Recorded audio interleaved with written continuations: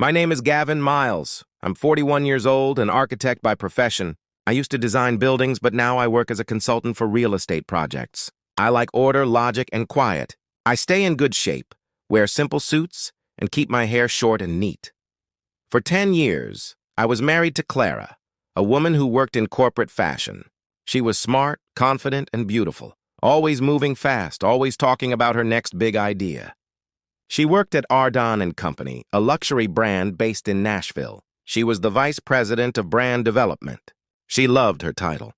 She loved control. To me, she was the person I built my life with. I believed in her. I supported her dreams. I helped her through every job change, every late-night presentation, every new promotion. I didn't see the betrayal coming. The party one December evening. She invited me to the company's Christmas party. It was held in a fancy loft downtown. All glass walls, exposed brick, soft jazz music, and waiters carrying trays of champagne. Everyone was dressed like they were on a magazine cover. I felt out of place, but smiled anyway. I talked politely, complimented people's work, and waited for Clara to finish mingling so we could leave. Then, halfway through the night, Clara walked out of a side room holding hands with Eli, her co-worker, the company's marketing manager. They were laughing together. People turned to look. She saw me. She didn't look sorry. She raised her chin and said loudly, "Oh, this is awkward. Everyone, this is my husband, Gavin, but really he's just here for appearances. Eli is my real partner." Laughter. Not nervous laughter. Real laughter. The room felt heavy, but I didn't say a word. I looked at her for 2 seconds, took a sip of my drink, set it down, and walked out. No yelling. No drama. Just silence. The plan I walked into the cold night air, pulled out my phone, and called Mark, my lawyer and closest friend. "Mark," I said. He replied, "Already ready." I said, "Phase 2. Here's what Clara didn't know. 6 years earlier, when she first joined Ardon, the company was struggling financially. She came home crying one night about layoffs and investors backing out. I believed in her, so I invested $350,000 of my savings into the company to help stabilize it. My lawyer, Mark, made sure that my investment was written up properly. I became a shareholder. Later, over the next few years, I bought more shares quietly through LLCs, limited liability companies. I didn't make a big deal out of it. I thought I was securing our future together. What I actually did was secure control.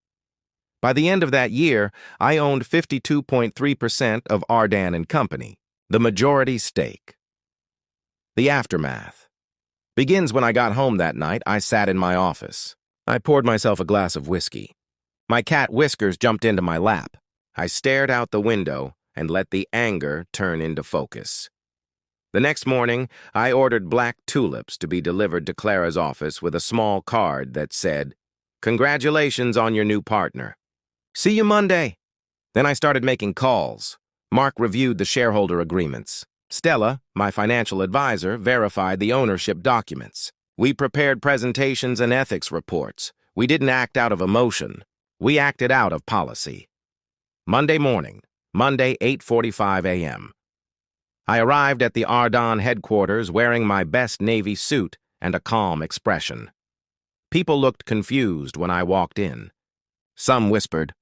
Clara was already in the boardroom, standing beside Eli, both smiling as if they owned the place. When she saw me, her face fell. "Gavin, what are you—" she started. But I didn't answer. The board members came in. Mark plugged in the projector. On the screen appeared a chart titled Shareholder Distribution as of Q4. At the top, Gavin Miles, 52.3%. The room went silent. Mark cleared his throat and said, "As of last quarter, Mr. Miles holds the controlling interest in Ardon & Company. Today's meeting will address 2 motions. Launch an internal ethics investigation into violations of company relationship policy. Suspend Clara Miles, Vice President of Brand Development, pending review." The board voted. It passed unanimously. Clara's mouth opened, but no words came out. Eli looked pale. HR escorted them out. No shouting, no drama. Just quiet shock. The world finds out. By the afternoon, the story hit social media. Someone leaked a clip from the party. Someone else leaked the boardroom slide. Within hours, the silent exit was trending. Videos, memes, TikToks. People loved the calm revenge. Some said I was heartless. Some said I was brilliant. I said nothing. Mark advised me not to speak to reporters, so I didn't. Meanwhile, Ardon's sales doubled that week because of the sudden publicity. The CFO, Tara, called me and said, "You've done more for marketing than Clara ever did." We laughed, just a little. The lawsuit. 3 months later, Clara sued me for emotional distress and abuse of power. She claimed I ruined her career. In court, her own lawyer played the Christmas party video. The judge watched it quietly, then said, "I see consequences, not abuse." Case dismissed. Eli resigned from the industry. Clara deleted her social media accounts. Later, she did a TV interview trying to tell her side of the story. But when the host played the clip of her public insult, the audience turned on her. That was the last time she appeared on television. I never celebrated. I never gloated. I simply moved on. A new chapter. The company stabilized. Tara became CEO, and I remained chairman of the board. We focused on rebuilding, keeping promises, and making sure people were treated fairly. Under new leadership, Ardon became one of the most successful brands in its field. I created a new firm called Miles Holdings, an investment company that helps small businesses grow and teaches people how to protect their assets during divorces or business splits. Every month, I still donate to local animal shelters. Whiskers got famous online. People called her the cat that watched revenge happen. The lesson one night, I stood on my balcony, a glass of whiskey in my hand. The city lights below looked peaceful. I thought about that party. The music, the laughter, the humiliation. It used to hurt. Now it felt distant. I realized revenge wasn't the point. Control was. Not control over others, control over yourself. Here's what I learned. Never react in anger. Quiet is stronger than shouting. Always keep records. Paper and patience win battles. Act with ethics. Stay within the rules. They'll protect you. Rebuild for yourself, not for revenge. Dignity speaks louder than words.